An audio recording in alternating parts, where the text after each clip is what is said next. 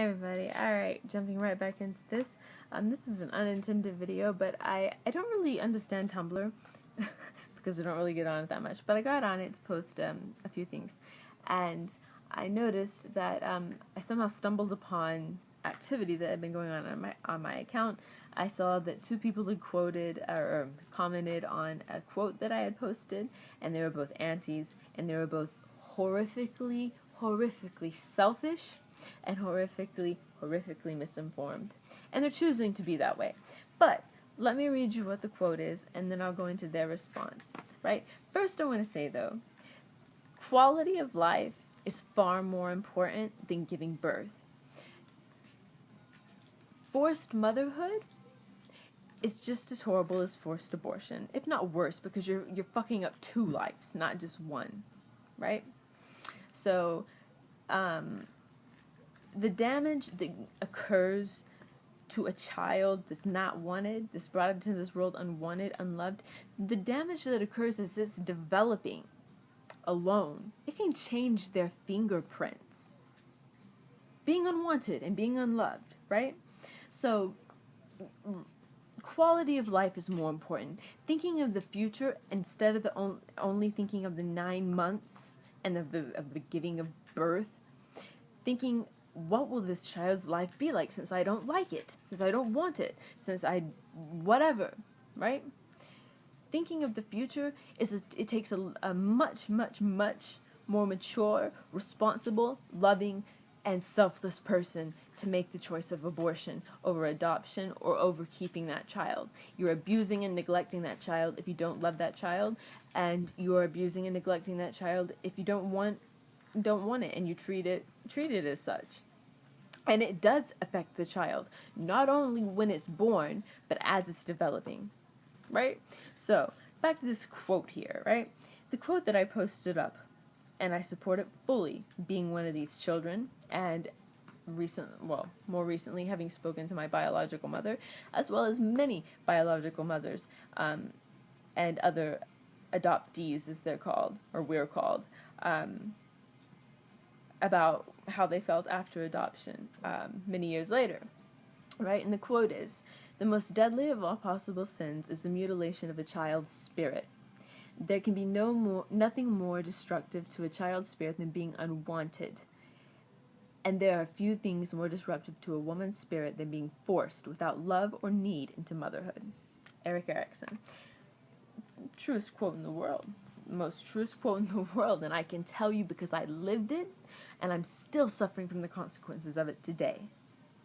Now, that's not to say that all people come out affected as intensely as I did. My situation is a very unique situation in regards to abandonment and neglect and being unwanted. And this is all talking before I'm 2 years old. So I hadn't developed into yours truly yet. I cannot tell you how horrific it is to be that. And after speaking with my biological mother and other biological mothers who had either been forced or felt pressured or just did it because they thought it was better than abortion, I completely agree that the mother is damaged. I don't want to say just as much, but I don't know that, because I'm not the mother, because I would never give my child up for adoption, and I would never bring a child into this world that was unwanted, because that is the most cruel and immoral thing anybody could do to a child, an innocent life that did not ask to be brought into this world because you're too selfish to do what's right. Okay? Now, the two people, one of them said, "I am greatly offended by this, blah, blah, blah." Okay, why? If you're offended by it, it's the truth. Truth hurts. Get over it. Another one said, "It's sad," and I'm paraphrasing, "it's sad that people devalue a child's life like this simply because it's unwanted."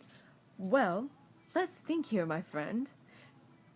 How that child's raised, how it was during the prenatal stages, especially 3rd trimester, but even before that, as it's developing. Again, you're not killing. Abortion is not murder. Just let me put that back out there. It's developing, right? As it's forming and becoming what will potentially be a person, all that's going on is affecting it, right? And you mean to tell me that a child that's unwanted should not be damned to abortion or to etc. because they have a chance, and there's proof. There's plenty of proof that unwanted children succeed. I've succeeded in many areas. I've got 2 degrees before I was 23. But that doesn't mean that my mental state is fixed. Being unwanted, being abandoned, seeing and witnessing abuse, I could continue on and on, all screwed me up, right? And so I'm still struggling with these things. These things that, well, it doesn't matter. Bring the child on into this world anyway. Let it suffer and see where it goes. That's sentencing an innocent life to torture and God knows what else. If you put it in an adoption agency, which, by the way, after the ages of 6 or 8, no one's going to adopt them. Then what happens at 18? You guys need to get your facts. No, oh wait, I forgot you don't like truth. Truth hurts. I don't know and I don't care where the 2 of you come from, but I know there are a lot like you. And so I'm just here to say, quality of life and caring enough to have an abortion. Sometimes my first abortion, my late-term abortion at 23, 24 weeks, somewhere in there, I'd have it again in a heartbeat. But I'm going to say this, I do not regret it. It was the most moral and the best choice I've ever made. Had that developing fetus progressed and became alive, and I brought it into this hell, and what kind of person and selfish, horrible ass would I have been? That's not a good mother. A good mother thinks about what their kid's life's going to be like. Thinks, is this a situation, is this appropriate for a child? They don't say, oh, well, I got to push the kid out, and, it's hard here, but hey, we'll see what happens to him. It's not a game. After those 9 months, these anti-choicers and these anti-abortionists, they'll be gone. Good luck trying to help your kid then, but oh wait, you don't want the kid, so it won't matter. And you can say that you will pretend that, pretend and fake love and stuff like that. You can't fake love and fake truth. True love and true caring shows. And the fact that you would have to fake it is pretty sick in itself. So before you go and attack people who make a choice that is hard, like I was saying about my first abortion, my late-term abortion.